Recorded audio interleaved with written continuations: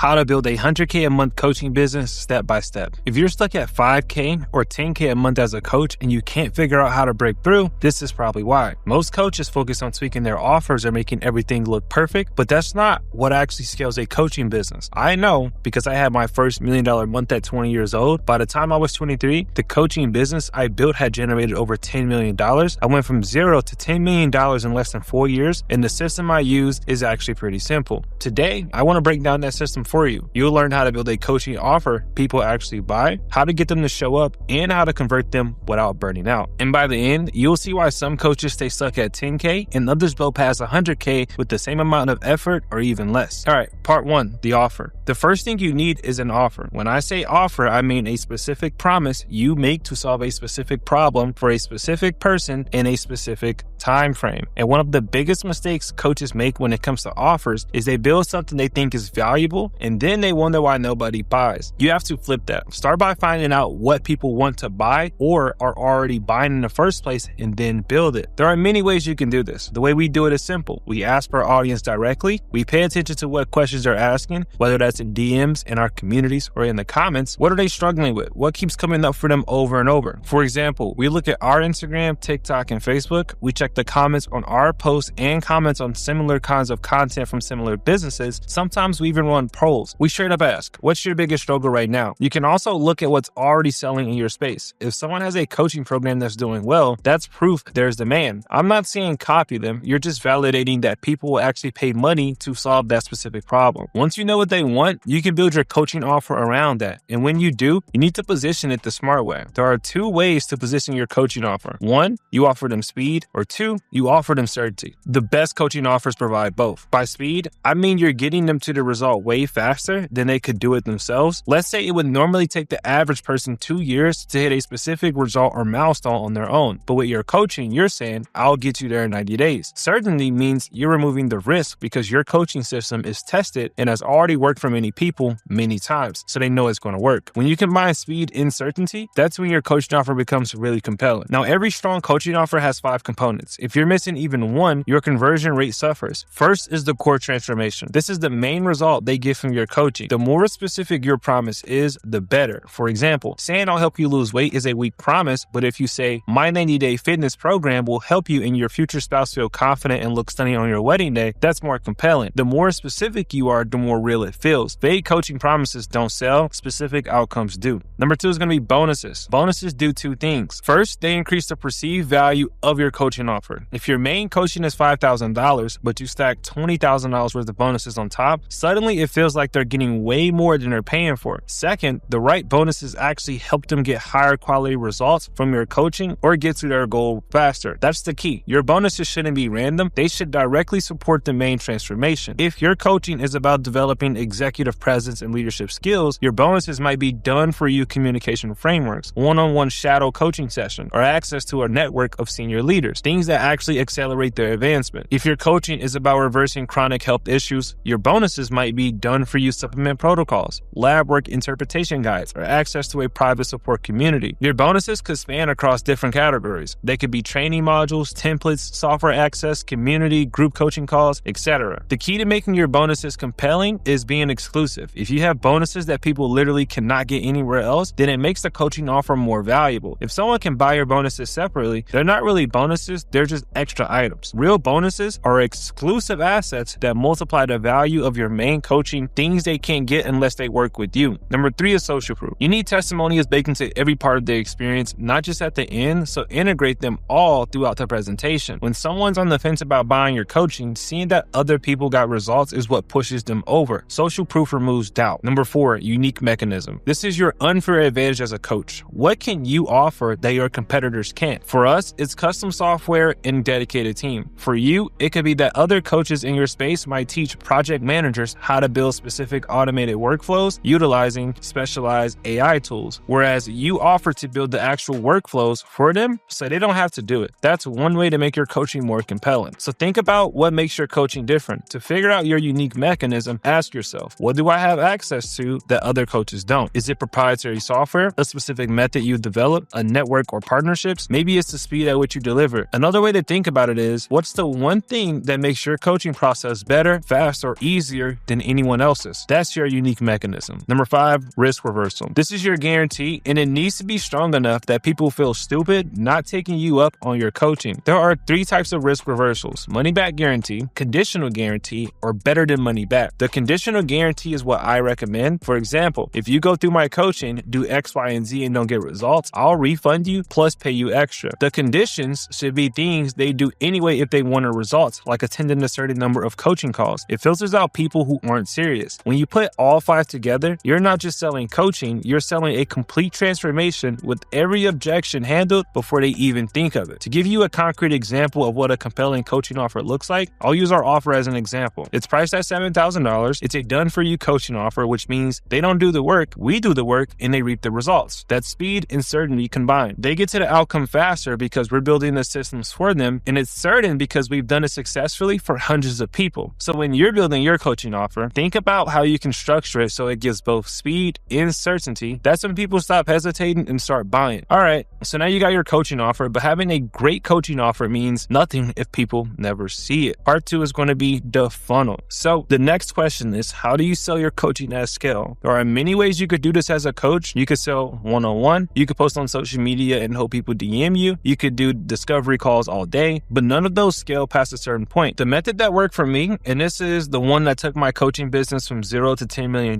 is a webinar funnel. Now, I'm not saying this is the only way, but it's the way that worked for us. You can get traffic either from organic content or paid ads, and you funnel everyone into a masterclass, which is your webinar. Now, it's important you don't think of your webinar as just a presentation. Think of it more as a psychological journey, because if you just get on a webinar and say, here's my coaching, buy it, nobody's going to buy. You have to take them through a process that builds belief and handles objections before you ever make the pitch. Now, we use a 3-phase structure for our webinar. Phase number 1 to setup. This should be 15 to 20 minutes. You open with the hook that validates the title. If they clicked on how to close $1 million real estate deals, your first sentence needs to confirm they're in the right place. Then you address their pain, spending time showing them what they're losing by staying where they are, but not in a fear-mongering or exaggerated way. Just be real with them. For example, if you stay at 5 mediocre deals a year for the next 2 years, what does that cost you? What income level never gets reached? What financial security for your family never arrives? What market position do you lose to other agents? Pain creates urgency. That's where your story comes in. Share your journey, not to brag, but to show them it's possible. When people see someone like them succeed, they start believing they can too. Then you tease a solution, but don't give it away yet at this point. You just want to position yourself as the authority, and you do this by presenting a new way of thinking about their problem. This is where you reframe the problem in a way they haven't thought about before. That's what gets them leaning in. Next, you have the content. This is where you teach your framework, but here's the key as a coach. You're just giving them enough to see it works, but not so much they can do it alone. The goal isn't to teach them so much they can do it themselves. The goal is to show them it's possible and then offer a shortcut through your coaching. I'll do it for you, or I'll guide you through this. Throughout this phase, you're getting micro commitments. Does that make sense? Would you agree? Isn't that interesting? Every time they say yes in their head, they're more likely to say yes to your coaching offer. Number 3 is the offer. This is where you present your coaching offer using the 5-part structure we covered earlier. You handle objections before they come up. The 6 universal objections are money, time, confidence, alternatives, procrastination, and product-specific concerns. You address all of them in your content, not just during the pitch. Now, this webinar runs 90 to 120 minutes total. Most webinars that convert well are in this range because it takes time to build belief. If you try to pitch your offer in 20 minutes, they don't have enough information to make a decision. They're still skeptical. They still have questions. But when you spend 90 minutes walking them through everything, like showing them the problem, the solution, the proof, then by the time you pitch, they're in a good position to make a buying decision. The people who sit through the full webinar are the ones who are truly interested in your solution. So they're the buyers. The people who leave early weren't going to buy anyway. So if you're building a high-ticket coaching offer, anything over $1,000, you need a webinar that's long enough to truly educate your audience and build real belief. So don't try to rush it. All right, now you got your coaching offer in your funnel, but none of this works if you don't have people showing up. That's where traffic comes in. Part 3, traffic. There are 2 ways to get traffic to your offer: organic and paid ads. Organic traffic. This means you're creating content on Instagram, YouTube, TikTok, Facebook. You're providing value for free as a coach. You're building trust and then directing people to your webinar. The strategy here is simple. Post consistently and give your best information away for free. The interesting thing about this is you can tell people the entire game for getting their desired result and they still won't implement, but it positions you as the authority because they see you the most and get the most value from you. The people who actually take action are the ones who pay for coaching. When they pay, they're invested, that's when they execute. Now, by post consistently, I mean putting out content at least 5 days a week. It means you're showing up in stories, in posts, in reels, you're answering questions, you're sharing wins, and the content you're posting should directly speak to the problem your coaching solves. If your coaching helps content creators improve their communication and public speaking skills, your content should be about that exact thing. Don't post random stuff. Everything should tie back to the transformation you are selling through your coaching. Now, paid ads, this is faster. You're running Facebook ads, Instagram ads directly to your webinar registration for your offer. We spend between $800 and $1,400 per sale in ad spend. Our offer is $7,000, so we're profitable. While most people are obsessing over clicks or impressions, which are vanity metrics, we focus on one thing: return on investment. If you spend $1,000 to make $7,000, who cares if your click-through rate is low? You're profitable enough. That's all that matters. It's not a question of either or. To get the best results, you need to do both. But I recommend starting with organic first. Post every day and focus on providing value and building trust. Don't just post motivational quotes. Share actual frameworks from your teachings. Show behind the scenes of your business or real success stories with the people you work with. Talk about your failures and what you've learned. That's what builds real trust. And when you have some revenue coming in, then add paid ads. That's how you make sure the ads accelerate what's already working. In our business, my wife Anaya creates organic content on Instagram, TikTok, and Facebook. All of that traffic funnels into the webinar. Then we also run paid ads to the same webinar. Both sources feed the same system. That's how you scale a coaching business, because you're using both channels to compound your results. Now let's talk about what happens after someone buys your offer, because this is where most coaches hit a bottleneck, so they fail to scale. Part 4, fulfillment. If you do everything right, you'll sell tons of coaching spots, which is great. But if you're selling a premium offer that involves you or your team's time and resources, then you better make sure you can actually deliver to everyone in a timely and stellar way. That's why you should aim to systemize your fulfillment right from day one. To do this, you need 3 things: a core framework, templates, and automation. The core framework is your coaching methodology, the step-by-step process every coaching client goes through. This should be the same for 80% of people. You're not custom building a coaching plan for every single client. You have a proven process, you walk them through it, they get results. Templates are the assets they get in your coaching: worksheets, scripts, checklists, pre-built, so you're not creating custom materials for every single coaching client. When a new coaching client joins, they get access to all of this immediately. You're not scrambling to create something new every time someone signs up. Automation is your tech stack: the CRM, the email sequences, the onboarding process, etc. All of it should run without you touching it. When someone buys, they automatically get added to your CRM, they automatically get onboarding emails, they automatically get access to your portal or community. You set it up once and it runs forever. Automation solves the tech side of delivery, but even with the best systems, you'll eventually hit a point where the question becomes about people, not just processes. Because when you are successful, you naturally need to get help. So when's the right time to hire? I'll say hire when you can deliver your offers at the level you promise without burning out. For us, we have a team that supports coaching client delivery. They handle onboarding, check-ins, and implementation support. That frees me up to focus on selling and improving the coaching offer. If I was still doing all the coaching delivery myself, we wouldn't have scaled past $30,000 a month. Now, whether you hire a team or you're still solo, there's a principle that'll determine if you can actually scale past $30,000 a month, which is the